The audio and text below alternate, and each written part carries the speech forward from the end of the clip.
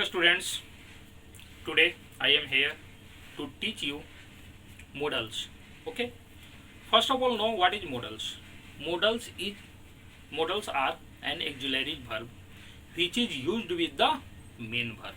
Okay, and it shows the possibility, necessity, permission, obligation, etc. Okay. Today I am going to teach you about permission. For permission we use MCC. What we use? MCC. M for may, C for can, and other C for could. Okay, for permission we use only three modals: may, can, could. May we used with formal and non-person or by post. Suppose we are in the school, we know our principal, vice principal, teachers, so there we say, may I come in, sir? But when you go somewhere and if you know that the person is the manager of a bank, the person is the principal of a school, there also we use may I come in, sir? May I take your pen? Okay. Can is very friendly. It is friendly. We used informal. It's used with informal. You can say friendly. For example, can I come in with friends? And the last one is could. Could is also formal and it is more polite. But could be used with unknown person. Only with unknown person. For example, could I come in? No. I am giving you examples, then you understand it very clearly. May. Suppose you ask from your teacher, may I come in, sir?